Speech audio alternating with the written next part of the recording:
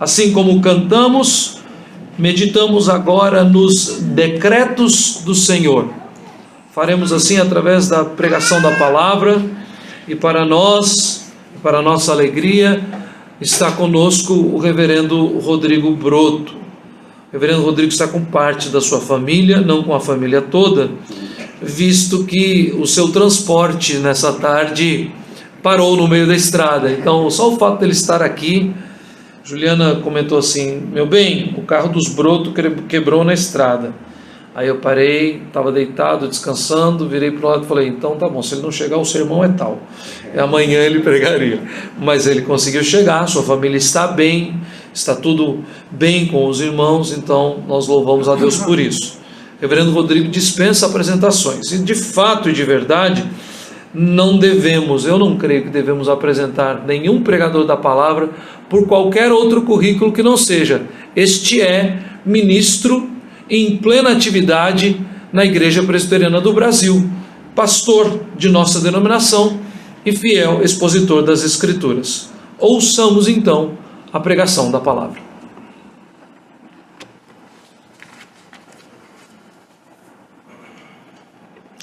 Saúdo a todos com a graça e a paz do nosso Senhor Jesus Cristo. Amém. Quanta emoção, meus irmãos, estar aqui nessa noite. Quero agradecer imensamente pastor Neto por esse convite, também pastor Estevão, restante do conselho da Igreja Presbiteriana de Jaguaribe, responsável aqui por esse trabalho, que também possibilitou e autorizou a minha presença aqui nesse fim de semana, na verdade hoje no sábado e amanhã no dia do Senhor. E é claro que eu tinha que estar aqui porque senão a série ficava incompleta. São 3 meditações que nós faremos em 1 Pedro, e há uma razão para isso.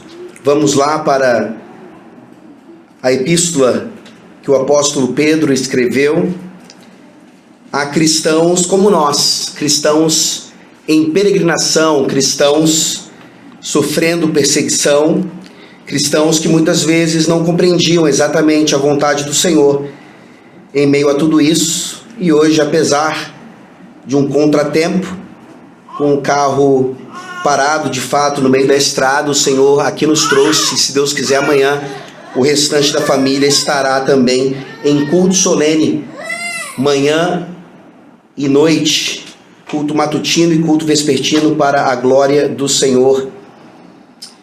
Vamos a 1 Pedro capítulo 2, a partir do versículo 11, eu vou ler até o versículo 17, e já explico então a razão também desta breve série, nessa carta maravilhosa, e assim que nós possamos ouvir de fato o Espírito Santo no ofício profético de Jesus Cristo, por meio da pregação. 1 Pedro 2, a partir do versículo 11, diz assim: amados, exorto-vos, como peregrinos e forasteiros que sois, a vos absterdes das paixões carnais que fazem guerra contra a alma, mantendo exemplar o vosso procedimento no meio dos gentios, para que naquilo que falam contra vós outros, como de malfeitores, observando-vos em vossas boas obras, glorifiquem a Deus no dia da visitação. Sujeitai-vos a toda instituição humana por causa do Senhor, quer seja o rei como soberano, quer as autoridades como enviadas por ele, tanto para castigo dos malfeitores como para louvor dos que praticam o bem. Porque assim é a vontade de Deus, que pela prática do bem façais emudecer a ignorância dos insensatos. Como livres que sois, não usando todavia a liberdade por pretexto da malícia, mas vivendo como servos de Deus, tratai todos com honra, amai os irmãos, temei a Deus, honrai o Rei. Amém. Amém. Vamos orar. Senhor nosso Deus, obrigado, porque a mensagem de Pedro é a mensagem do Senhor, a mensagem que foi dada a ele por meio do Teu Santo Espírito. e que não serviu apenas àqueles peregrinos daquela época, mas tem servido a todos os peregrinos durante os séculos, até nós hoje, que aguardamos com anseio a volta do nosso Senhor Jesus Cristo, para nos resgatar de uma vez por todas dessa peregrinação, onde nós ainda sofremos, onde ainda pecamos, onde ainda somos atacados internamente, externamente, mas sempre sabendo, ó Deus, que o Senhor de fato é soberano e que não há absolutamente nenhuma autoridade nessa terra que não tenha sido dada pelo próprio Deus. E assim eu te peço, ó Deus, por essa congregação da Igreja Presbiteriana de Jaguaribe, a Igreja Só lhe deu glória. Ó Deus, que o Senhor abençoe essa comunidade, que o Senhor faça esse trabalho crescer. Nós te louvamos por esse primeiro ano de existência desse trabalho e sabemos que é pela tua graça somente que ele começou, que ele continua e que ele trará muitos frutos, não só para o reino de Deus em si, mas também para toda essa comunidade que necessita tanto do teu santo evangelho. Ó Deus, faz com que pecadores totalmente alheios a ti se convertam pela tua palavra e aqui estejam contemplando a tua face e sendo também peregrinos, aguardando o retorno do nosso Rei. É no nome de Cristo Jesus que oramos. Amém. Amém. Meus irmãos, a ideia então desses 3 sermões é de apresentar a igreja, e aqui a ideia, uma congregação comemorando 1 ano de existência, uma igreja que obviamente necessita de algumas orientações a respeito do que é uma vida peregrina. E nós, enquanto peregrinos e forasteiros, nós às vezes não sabemos exatamente como nos portar nesse mundo. Deus nos quer aqui, obviamente, a oração sacerdotal de Jesus Cristo deixa isso claro. Jesus ora por nós naqueles dias. Ele pediu ao Pai, rogou ao Pai que não nos tirasse do mundo, mas que nós fôssemos protegidos do mundo, tanto dos seus ataques como também de suas tentações. E aqui então nós temos a oportunidade de olhar para essa carta onde Pedro, pastoralmente trata daqueles irmãos que estavam sofrendo, estavam em dispersão, estavam ali espalhados por aquele local geográfico, e assim nós caminhamos também hoje necessitados desse pastoreio. E hoje nós veremos Pedro tratando então dessa primeira parte aqui no capítulo 2, que diz respeito ao nosso relacionamento com o magistrado civil, ou aquilo que ele chama aqui de instituição humana, e depois ele detalha quer autoridades ou quer o rei enquanto soberano. Nós somos cidadãos dos céus, isso já está garantido para nós. Mas enquanto cidadãos dos céus, nós ainda somos cidadãos aqui do Brasil. Cidadãos que precisam entender como inclusive o evangelho é manifestado por meio desse relacionamento. Então existem várias maneiras de nós tratarmos essa questão, ou em 2 extremos, ou tendermos à rebelião, à anarquia, ou tendermos a uma submissão cega, ignorante ao Estado.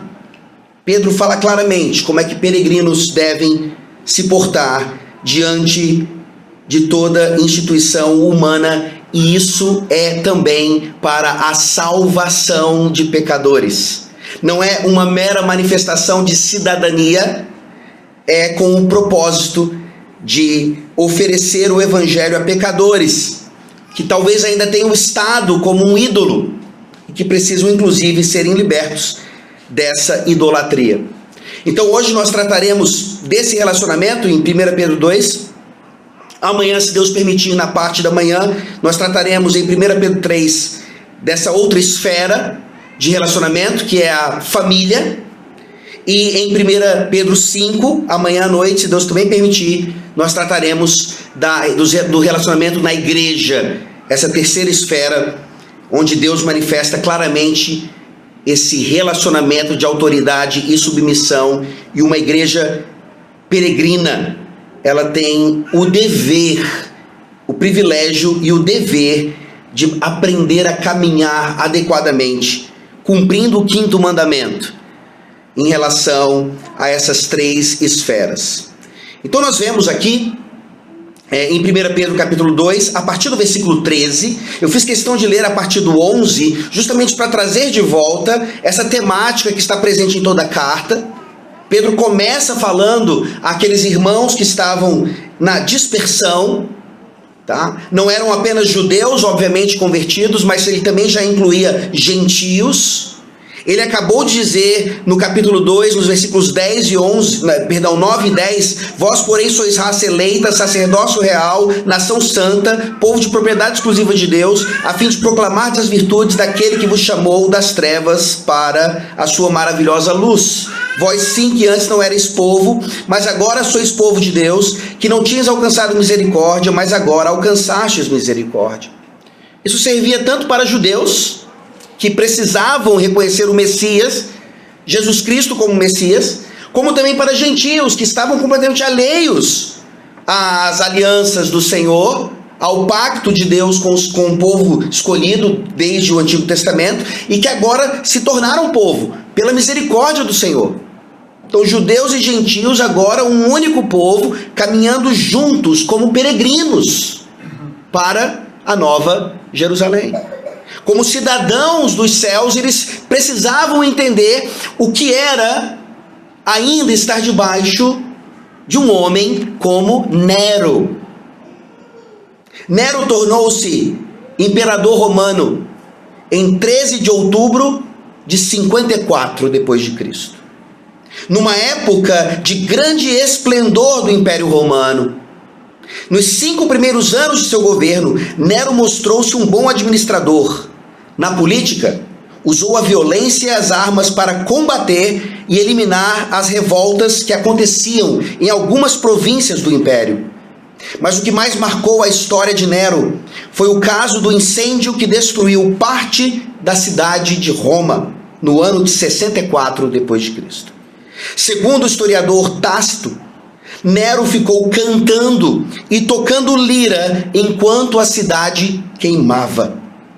O fato é que Nero culpou e ordenou perseguição aos cristãos, acusados por ele de serem os responsáveis pelo incêndio. Muitos foram capturados e jogados no Coliseu para serem devorados pelas feras. Além deste episódio, outros colaboraram para a fama de imperador violento e desequilibrado. No ano de 55 depois de Cristo, Nero matou o filho do ex-imperador Cláudio. Em 59 depois de Cristo, ordenou o assassinato de sua própria mãe, Agripina. Nero se suicidou em Roma no dia 6 de junho de 68, colocando fim à dinastia Júlio-Claudiana. Você se submeteria a um homem assim? Você se sujeitaria ao seu atual presidente? Você se colocaria debaixo da autoridade de homens terríveis, que claramente não fazem a vontade do Senhor no que diz respeito ao chamado glorioso ao magistrado civil? Queridos irmãos, quando a Bíblia trata de questões de política ou do magistrado civil, isso não diz respeito apenas a questões de cosmovisão ou de posições políticas, mas principalmente o tratamento dos nossos corações. Se nós hoje olhamos para a nossa nação e pensamos que estamos maus, talvez nunca tenhamos experimentado tanta tristeza em relação à política como temos experimentado mais uma vez, E aqui há várias pessoas que já experimentam o Brasil e a sua política há anos. Mas olhe para Nero, olhe para tantos outros, que certamente foram muito piores do que nós talvez até possamos experimentar um dia. E mesmo assim, diante desse contexto, o apóstolo Pedro, manifestando o evangelho da graça àquele povo, ele diz no versículo 13: sujeitai-vos a toda instituição humana por causa do Senhor. E assim nós aprendemos a partir do versículo 13 até o versículo 17, que sim, nós devemos nos submeter a toda instituição humana para fazer calar todo humano insensato nessas instituições e aqueles que ainda precisam se curvar diante do verdadeiro imperador, o único imperador glorioso que reina de fato sobre todas as coisas, que é o Senhor Jesus Cristo. Percebam então, como peregrinos que somos, nós não temos desculpas de sermos apolíticos, ou de sermos alheios à política, ou de acharmos que religião e política e até mesmo futebol não se discutem. Já passou esse tempo. E mais uma vez, a questão aqui não é meramente ganhar um debate, ou nos apresentarmos conscientes de posições políticas a partir das Escrituras, mas de, nessa noite, termos os nossos corações tratados em relação à sujeição. E o que isso traz para a glória de Deus e para a salvação de pecadores? A primeira coisa que nós vemos aqui, diante desse tema, nos versículos 13 e 14, é a natureza dessa sujeição. É importante nós relembrarmos disso. E não é qualquer sujeição. A sujeição aqui é civil.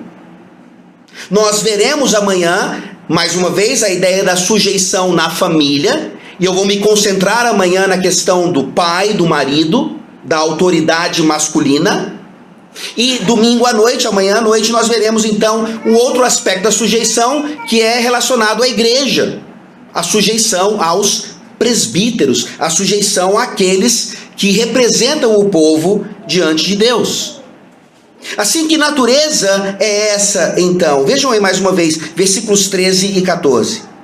Sujeitai-vos a toda instituição humana por causa do Senhor, quer seja ao rei como soberano, quer as autoridades como enviadas por ele, tanto para castigo dos malfeitores, como para louvor dos que praticam o bem.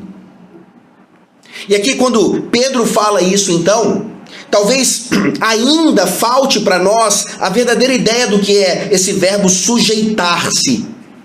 Ele fala sujeitai-vos, é um imperativo. E literalmente, então, significa coloquem-se debaixo de autoridade. Saibam o que significa ser inferior e ajam assim. E aqui então o nosso coração ele já é confrontado porque nós não sabemos nos colocar em inferioridade. O nosso pecado, os resquícios de pecado em nós nos levam para uma tendência ao orgulho, a não queremos de modo algum estar debaixo de qualquer pessoa. Isso fica evidente também na família, como também na igreja. Por isso, como peregrinos, nós precisamos aprender essas coisas. Nós precisamos que o evangelho, mais uma vez, se manifeste, para que ele vá tirando de nós esse orgulho, ou essa ignorância, ou falta de conhecimento no que é verdadeiramente se submeter. E o quinto mandamento, ele é maravilhosamente tratado no nosso catecismo maior. Aliás, eu recomendo que os irmãos, então, estudem mais uma vez, não só o quinto mandamento, é claro, mas todos os mandamentos ali no nosso catecismo maior, especificamente, então, para entender no quinto mandamento o que significa ser superior, o que significa ser inferior, o que significa ser igual. A mentalidade dos nossos pais, que deixaram para nós esse tesouro da confissão de fé e de seus catecismos, nos mostra então o que é que Pedro está dizendo aqui. É bom que nós nos sujeitemos. Isso não é ruim para nós. Quando nós, cidadãos de um país, somos tendentes à rebelião ou à anarquia, isso não procede das Escrituras. E isso não atinge o propósito principal que nós veremos já já. Pois a nossa experiência política, ela tem razões de ser que vão além de um mero posicionamento ou de aprender a votar nesse ou naquele candidato. E esse ou aquele candidato estão dentro exatamente daquilo que Pedro fala, então, quando ele diz: sujeitai-vos a toda instituição humana. Então, não é só um político que defende esse tipo de coisa ou aquele tipo de coisa que se enquadra nisso aqui, mas todos, inclusive Nero e outros terríveis, em qualquer época, em qualquer momento, estão dentro da ideia de instituição. E aqui é muito curioso, porque essa palavra, ela aparece em outros momentos do Novo Testamento, e em outros momentos ela aparece como criação ou criatura. Então percebam como Pedro está levando o pensamento daqueles peregrinos à ideia de que Deus estabeleceu a ideia do magistrado civil ainda na criação. É claro que isso vai ser desenvolvido na história da humanidade, especialmente na progressividade da revelação, quando no próprio Israel, na nação de Israel, nós vemos o modelo perfeito do que é um governo, do que é um Estado, do que é um magistrado civil, apesar de Israel também nunca ter experimentado isso de maneira plena por causa do pecado do homem. Mas Deus dá o modelo. Deus dá um modelo não só para Israel, mas para todas as nações. E isso significa, então, nos submetermos a essa instituição que, na verdade, é uma estrutura estabelecida por Deus desde o Éden. Ou seja, lá no Éden já tinha a ideia da família, a ideia da igreja, a ideia do Estado. Não é algo que surge ao longo da história da humanidade, com algumas pessoas querendo então organizar melhor a sociedade, não. É algo estabelecido por Deus desde o princípio. E por isso é Ele quem dá as regras, é Ele que é sempre o soberano, e que de fato nos mostra que enquanto peregrinos em nossa geração, nós precisamos entender o que significa estar sujeitos ao Lula. Estar sujeitos a terríveis homens e mulheres que se encontram hoje no STF.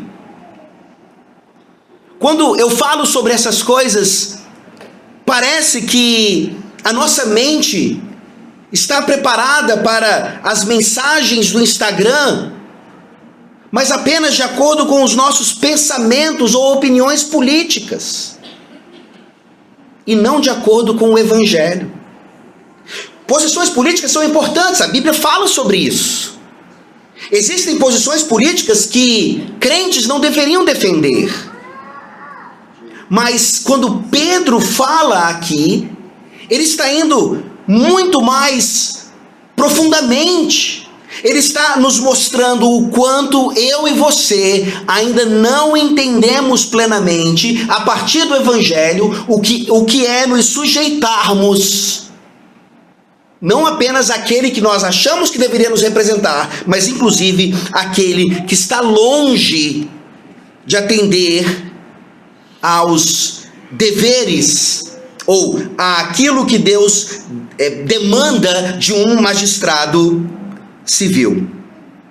E assim então, quando Pedro fala sobre a instituição humana, nos lembrando de que é desde o princípio que Deus estabeleceu isso, ele fala que é por causa do Senhor. Olha aí mais uma vez a ideia do Evangelho. Qualquer outra coisa poderia não nos motivar, mas isso aqui é a motivação plena. Por causa do Senhor. E aqui, nós precisamos lembrar que Jesus Cristo, então, o Senhor, ele foi modelo dessa submissão.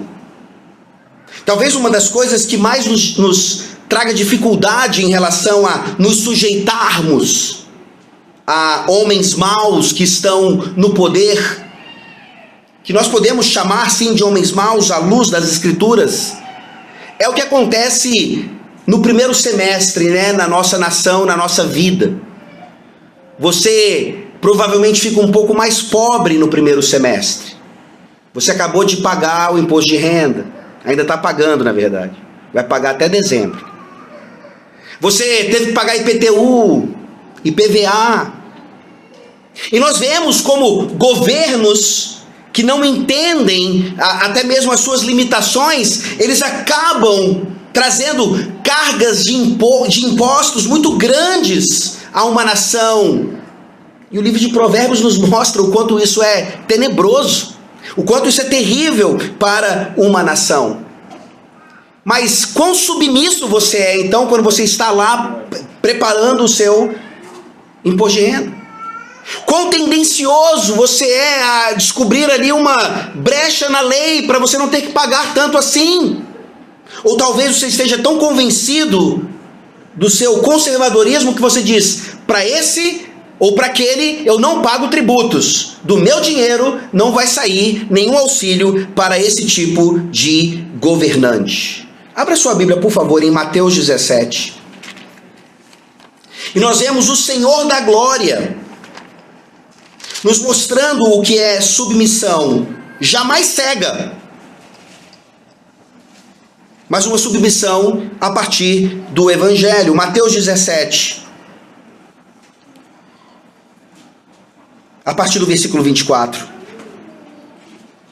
Tendo eles chegado a Cafarnaum, dirigiram-se a Pedro os que cobravam o imposto das 2 dracmas e perguntaram: não paga o vosso mestre as 2 dracmas?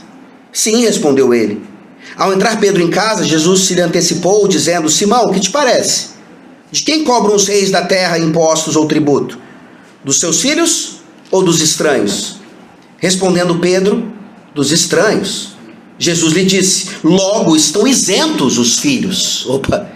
Se nós parássemos aqui, nós teríamos a palavra de Deus nos ensinando a sermos isentos dos impostos. Mas Jesus continua no versículo 27, ele diz: mas para que não os escandalizemos, vai ao mar, lança o anzol, e o primeiro peixe que fisgar, tira-o, e abrindo-lhe a boca acharás um estáter. Toma-o e entrega-lhes por mim e por ti. É interessante porque esse texto não só nos ensina a submissão de Jesus a um estado terrível, que era o governo romano à época, mas nos ensina inclusive que hoje nós não pagamos mais impostos tirando moedas de peixes. Aquilo foi um milagre. E assim como alguns milagres já não acontecem mais, nós precisamos compreender, como peregrinos nessa terra, o que aconteceu naquela era, a era apostólica, em relação a tantas coisas extraordinárias, e como essas coisas não acontecem mais, porque elas serviram o seu propósito de nos mostrar o quanto nós já estamos agora totalmente plenos e preenchidos com a palavra de Deus, inclusive para aprendermos a nos submeter a toda instituição humana. Volte a 1 Pedro, por favor. Agora, 1 Pedro fala para nós, traz detalhes. Que instituição humana é essa? Nós nos submetemos por causa do Senhor. Ele fez isso por nós, e nós veremos mais à frente que essa submissão ela é ainda mais maravilhosa, a submissão de Cristo a toda instituição humana. E aqui Pedro, no versículo 13, ainda traz o detalhe: quer seja o rei como soberano, e entrando no versículo 14, quer as autoridades como enviadas por ele. Romanos 13 nos traz um texto muito parecido, e nós percebemos que era de fato uma doutrina apostólica, porque provinha do Evangelho. Não era o pensamento político de Paulo, não era o pensamento político de Pedro, era aquilo que desde o princípio Deus ensinara ao seu povo, e agora principalmente com a vinda do Rei da Glória, ainda mais esse povo, que antes não era povo, que pela graça do Senhor recebeu misericórdia, agora ainda mais nós temos condições de viver submissos a todos. Mas isso não é uma submissão cega. Isso não é uma sujeição a qualquer custo. E talvez, meus irmãos, nós não gostamos de lembrar de uma história bem recente, mas perceba que há pouquíssimo tempo a igreja precisou entender o que é uma sujeição ao Estado. Igrejas foram fechadas e havia muitas desculpas em relação à saúde e preservação de vida, para que igrejas, inclusive, permanecessem fechadas por muito tempo, mesmo que o Estado dissesse: podem voltar. Só tomem essas precauções e outras mais. Naqueles dias, nós somos testados, e muitos de nós, se não todos, reprovados em relação à autoridade da igreja e à autoridade do Estado. Então, ao mesmo tempo que Pedro está aqui dizendo que a nossa sujeição, ela precisa ser uma manifestação clara do evangelho em nós, extirpando qualquer orgulho e soberba que nos impedem de entender como é bom ser inferiores, Pedro continua dizendo: percebam, essas autoridades, o rei, o soberano, eles têm limites. Parece estranho isso, mas o versículo 14 termina nos mostrando exatamente essa ideia. Porque Pedro aqui, ele destaca qual é a função do Estado, tanto para castigo dos malfeitores, como para louvor dos que praticam o bem. E talvez você diga assim: mas pastor, Pedro não está sendo exaustivo aqui. Pedro não está tratando de todos os aspectos do Estado ou das responsabilidades e deveres do magistrado civil, de fato. Mas eu desafio você a estudar toda a Escritura e a ir ou descobrir, além do que Pedro está aqui falando, outras coisas que infelizmente, e especialmente aqui no Brasil, nós experimentamos no Estado que não procedem da Escritura, enquanto um dever estatal. E aqui então Pedro, ao trazer essa atitude que é devida às autoridades, ele claramente não está tratando de tudo, mas ao mesmo tempo ele mostra que há limites. Em outras palavras, nós precisamos aprender de uma vez por todas. E eu insisto aqui nisso, não é uma posição política, não é simplesmente como algum pensa, e assim eu sigo o seu pensamento, é como as Escrituras nos mostram o limite do Estado. E durante muitos anos, meus irmãos, há pouco tempo, na verdade, nós brasileiros vivíamos completamente dependentes do Estado. Desde o Éden, então, com todas as suas ramificações, durante a progressividade da revelação e as instituições se manifestando na história da humanidade, nós percebemos essa tendência à idolatria ou a uma dependência idólatra do Estado. E eu insisto, o Estado não deve, de modo algum, ocupar o lugar de Deus. O Estado não deve ir além do que aquilo que diz respeito ao castigo dos malfeitores e o louvor dos que praticam o bem. Descendo para uma área bem prática, então, nós até pouquíssimo tempo não víamos qualquer dificuldade com o Estado ser totalmente ligado à educação de alguém ou ao cuidado da saúde de alguém. E eu quero mostrar para vocês, não apenas desse texto, mas de toda a Escritura, e a Escritura é regra de fé e prática, e ela controla todas as áreas da nossa vida, que o Estado nunca foi chamado para isso. O Estado, o magistrado civil, a quem nós devemos toda a honra, como nós veremos já já, ele não é o nosso pai. Nós precisamos nos desvencilhar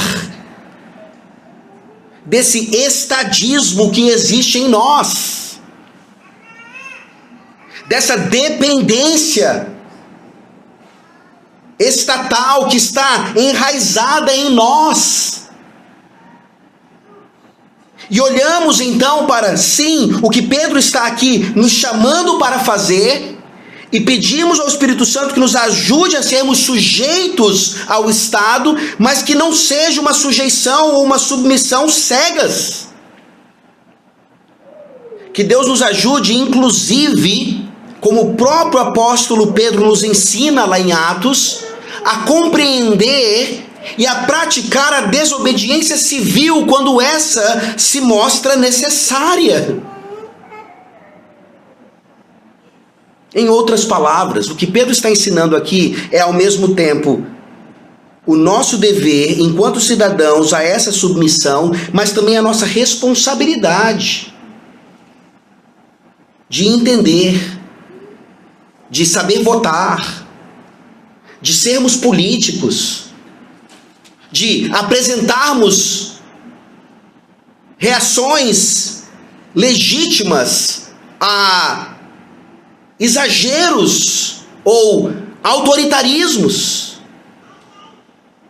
que nos mostram que em qualquer aspecto o magistrado civil e o Estado também devem seguir aquilo que as Escrituras ensinam.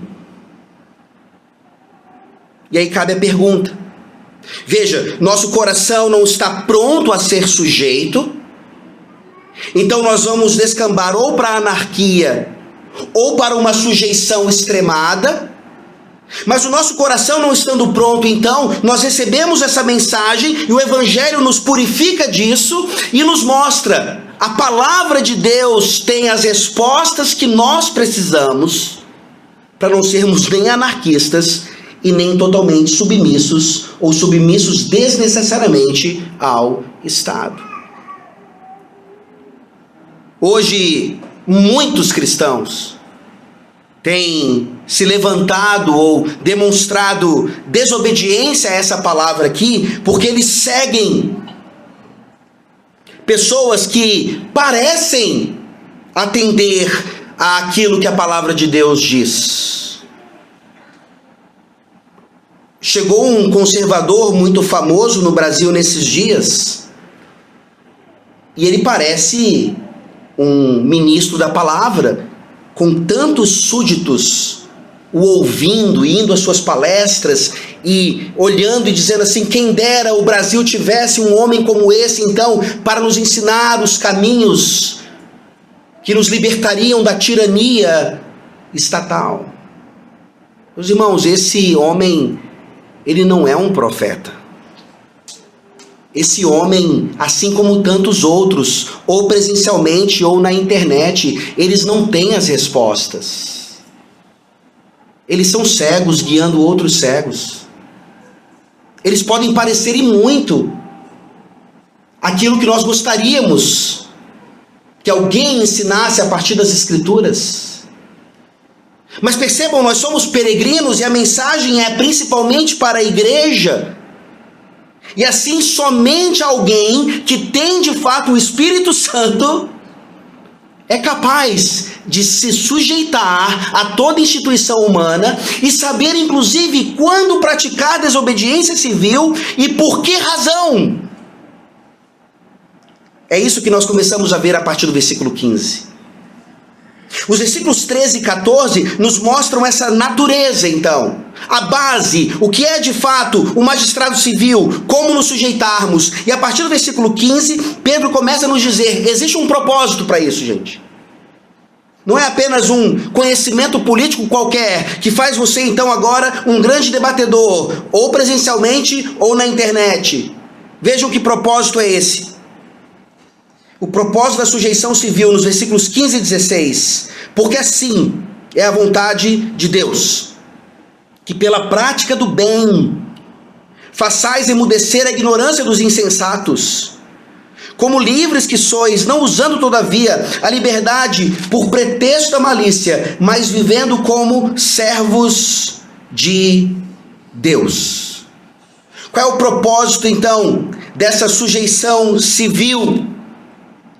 Não é apenas termos uma nação mais justa, uma nação mais bem governada. Isso é maravilhoso, e certamente as promessas do Senhor em relação ao Evangelho, quando a igreja faz o seu papel, elas atingem a nação também.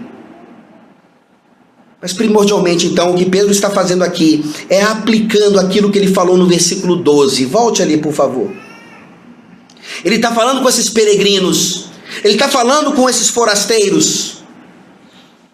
E ele diz no versículo 12: mantendo exemplar o vosso procedimento no meio dos gentios, para que, naquilo que falam contra vós outros como de malfeitores, observando-vos em vossas boas obras, glorifiquem a Deus no dia da visitação. Olha a aplicação disso que ele ensinou agora nessa realidade em relação às autoridades. Versículo 15: porque assim é a vontade de Deus, que pela prática do bem façais emudecer a ignorância dos insensatos. Pela prática do bem. Eu não preciso dizer para vocês, vocês experimentam isso na pele, o quanto nós hoje em dia, não precisa voltar lá para os anos terríveis que nós já experimentamos. Hoje em dia, nós podemos citar uma lista de atrocidades que estão acontecendo por causa da política. Qual é a nossa tendência? Se não aprendemos a sujeição a partir do Evangelho, a atrocidade, como é que nós lidamos com a atrocidade? Nós queremos revidar. Nós queremos nos proteger a qualquer custo.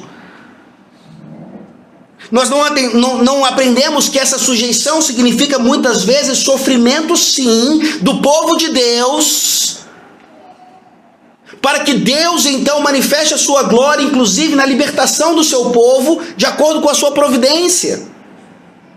Mas nós não queremos sofrer. Nós achamos maravilhoso a ideia de sermos peregrinos, estamos caminhando à Nova Jerusalém, mas peregrinos sofrem. Forasteiros sofrem. E peregrinos e forasteiros restaurados pelo Evangelho, eles revidam ao mal e às atrocidades com a prática do bem. Esse é o outro confronto do nosso coração. Essa verdadeira sujeição, então, ela é manifestada de maneira clara. Nero era mau. E como é que os cristãos responderam naqueles dias? Virar tocha humana é muito sofrimento. E não é uma parte simplesmente da nossa história, e nós olhamos e falamos, que mártires maravilhosos aqueles. Essa é a nossa realidade hoje, em pleno século 21. Mas como eu falei, nós não gostamos de sofrer. Nós às vezes talvez escolhamos um determinado governante para sofrermos menos. Mas a prática do bem tem um propósito, primeiro apologético e também de salvação. Imagina então esse governante mau, fazendo mal à igreja, e a igreja então respondendo de acordo com o versículo 15, a prática do bem, respondendo com o bem. Nós fazemos esse mau governante, literalmente aqui, quando está escrito façais emudecer, façais gaguejar. Já teve em algum debate, você já ouviu algum debate, quando a pessoa traz um argumento, o outro fica...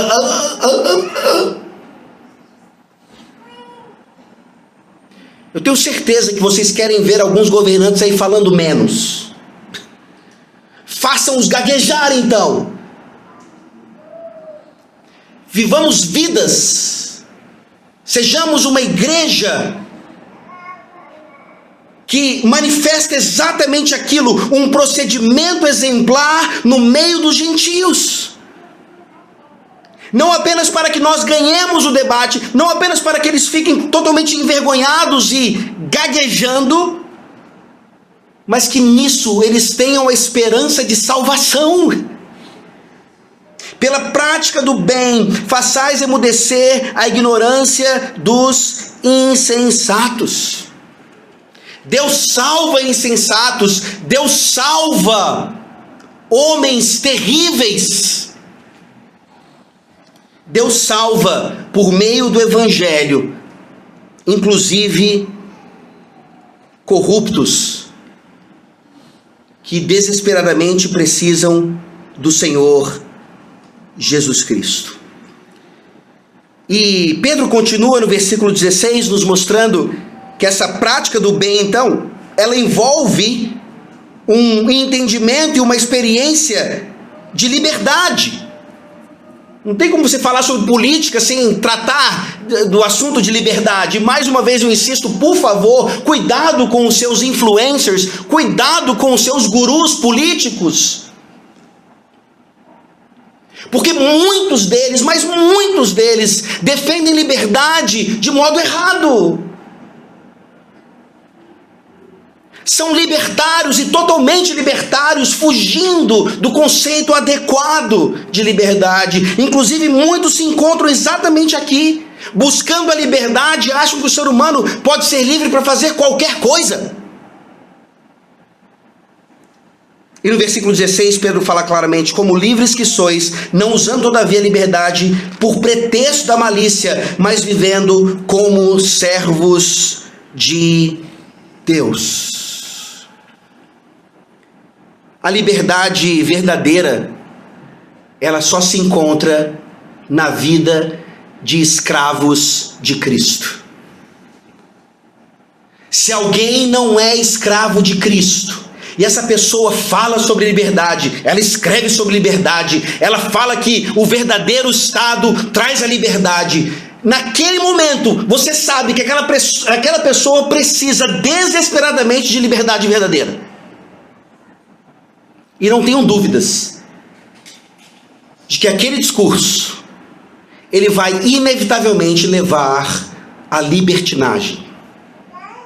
Você consegue perceber então que não é tão simples assim? Que não é simplesmente colocar esse tal no cargo político para que então tenhamos pelo menos um pouco de paz? Sim, infelizmente nesse mundo caído, às vezes, talvez muitas vezes, nós precisamos escolher o menos ruim. Mas aqui vem mais uma questão, que está lá inclusive na nossa confissão de fé também, a respeito do magistrado civil. Onde estão os reformados políticos? Onde estão os crentes de verdade que devem atuar nessa área também? Meus irmãos, eu sei que pelo menos ele aparenta ser um homem nascido de novo e pleno do Espírito Santo, mas se a nossa esperança está em Nicolas Ferreira, nós ainda estamos muito distantes do que significa verdadeiramente sermos sujeitos a toda instituição humana, como Pedro aqui está ensinando, e o que significa essa prática do bem, por meio de uma liberdade que na verdade só existe porque nós somos escravos, servos de Deus. E assim, o propósito dessa sujeição civil nos leva a viver como escravos de Deus e temos uma atitude muito parecida com Daniel, verdadeiramente livre, apesar dele estar na cova dos leões. Abra sua Bíblia, por favor, em Daniel capítulo 6.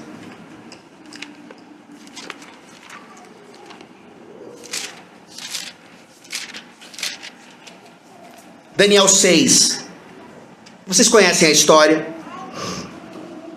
Um decreto terrível, corrupto, impedia Daniel e os outros de orarem por um mês apenas. Um mês! Provavelmente eu e você, diante daquela situação, nós diríamos assim: um mês só? É só um mês. Mas não Daniel. Ele escancara as janelas dos seus aposentos, e como era a necessidade naquela época, ele orava direcionado a Jerusalém, e ele vai obedecer a Deus em primeiro lugar, e não a homens, e por isso então, ele quebra o decreto, e ele é jogado na cova dos leões. Daniel 6, vamos ler a partir do versículo 20 agora. Vamos ler do 19. Pela manhã, ao romper do dia, levantou-se o rei e foi com pressa à cova dos leões. Aquele rei sabia o que ele tinha feito. Sua consciência pesava. Chegando-se ele à cova, chamou por Daniel com voz triste. Disse o rei a Daniel: Daniel, servo do Deus vivo, dar-se-ia o caso que o teu Deus, a quem tu continuamente serves, tenha podido livrar-te dos leões? Olha a resposta de Daniel, o livre, apesar de estar preso na cova dos leões. Ele responde no versículo 21. Então Daniel falou ao rei: ó rei, vive eternamente. Você responderia assim, usando uma analogia que é limitada, mas é preciso usá-la. Você responderia assim, se você tivesse sido colocado na papuda por estar ali na Praça dos Três Poderes, talvez só tirando fotos, de maneira irresponsável, diria eu. Você responderia assim? Ou você ainda tem a tendência a responder ou tirar esses corruptos, esses injustos do poder de qualquer maneira? Nós não vamos desistir nunca. É assim? Ou é entendendo pela prática do bem e confiando na soberania do Senhor,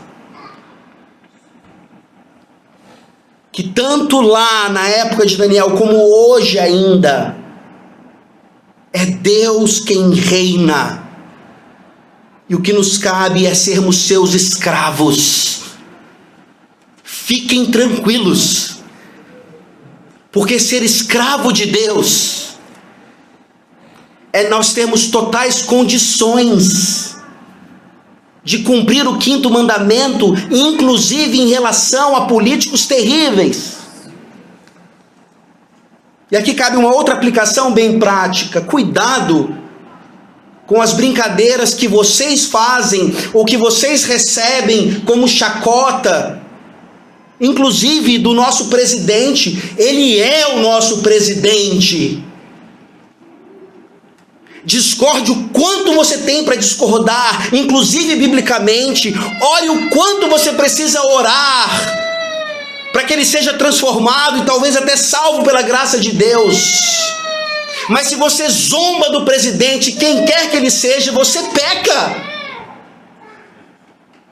Você não entendeu o que significa nos sujeitarmos totalmente, mas não cegamente. Ó rei, vive eternamente. Daniel não fala isso da boca para fora. Daniel não fala isso querendo de alguma forma ironizar ou zombar do rei. Daniel fala aquilo porque o rei significava que toda autoridade, por mais péssima que ela seja, ela ainda procede de Deus. E é pela prática do bem que nós fazemos que esses homens e outros emudeçam. e sejam até mesmo alcançados pela graça e pela misericórdia do Senhor. Volte a 1 Pedro para nós terminarmos agora. Nós aprendemos acerca da natureza dessa sujeição civil. Nós vimos o seu propósito, que serve inclusive para a salvação de homens assim. E Pedro termina com uma lista, uma breve lista, no versículo 17, 1 Pedro 2,17, nos mostrando as evidências dessa sujeição civil. Perceba se você, enquanto membro de uma igreja peregrina, se você vive dessa forma. São alguns imperativos. Pedro, terminando esse pensamento, ele vai depois continuar agora falando sobre o procedimento de peregrinos em relação a uma outra questão. Aqui ele encerra essa parte. Cidadãos peregrinos, vocês ainda precisam viver bem aqui, agora, debaixo de tiranos. Tratai todos com honra. Amai os irmãos. Temei a Deus. Honrai o rei. Tratai todos com honra. Amai os irmãos. Temei a Deus. Honrai o rei. É interessante porque aqui Pedro nos mostra exatamente que esses imperativos, eles não são particulares. Todo cristão, ele não pode ser apolítico. Nós não temos essa opção. Mas enquanto cristãos, nós não aprendemos ou experimentamos política sozinhos. Na verdade, o que a Bíblia ensina é que em uma igreja, ou na igreja do Senhor Jesus Cristo, deveria haver apenas uma posição política, que é aquela que flui das Sagradas Escrituras e do Santo Evangelho. Mas percebam então que quando nós lidamos com essa submissão, inclusive a homens terríveis, é necessário o amor fraternal. É necessário que nós sejamos igreja. É necessário que nós temamos a Deus. E se nós tememos a Deus, nesse pacote está incluso tratar todos com honra, inclusive Nero. Uau! Inclusive Nicolás Maduro. Uau! Tratá-los com honra, honrar o rei, ou no caso de repúblicas, governantes, presidentes, primeiros ministros, não significa, como já foi dito aqui, nos sujeitarmos a qualquer custo. Esse aprendizado flui do Evangelho. E Jesus Cristo, ele não apenas pagou os seus impostos, mas ele foi submisso às autoridades até a morte. E essa é a principal mensagem. Pedro só pode dizer todas essas coisas e nos trazer essas evidências da sujeição civil. Como vai a nossa vida em relação a essa lista aqui? Pedro só pode fazer isso quando nós nos lembramos do que Jesus Cristo fez por nós. Vá para Mateus 27 e aqui nós terminamos. Por favor, veja a submissão do Senhor do Universo. E ele faz isso para a nossa salvação. Mateus 27.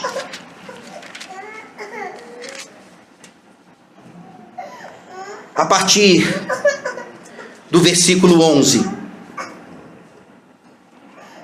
Jesus estava em pé ante o governador, e este o interrogou, dizendo: És tu o rei dos judeus? Respondeu-lhe Jesus: Tu dizes. E sendo acusado pelos principais sacerdotes e pelos anciãos, nada respondeu. Então lhe perguntou Pilatos: Não ouves quantas acusações te fazem? Jesus não respondeu nenhuma palavra, vindo com isso admirar-se grandemente o governador. Ora, por ocasião da festa, costumava o governador soltar ao povo um dos servos, dos presos, conforme eles quisessem. Naquela ocasião tinham eles um preso muito conhecido chamado Barrabás. Estando, pois, o povo reunido, perguntou-lhes Pilatos: a quem quereis que eu vos solte, a Barrabás ou a Jesus chamado Cristo? Porque sabia que por inveja o tinham entregado.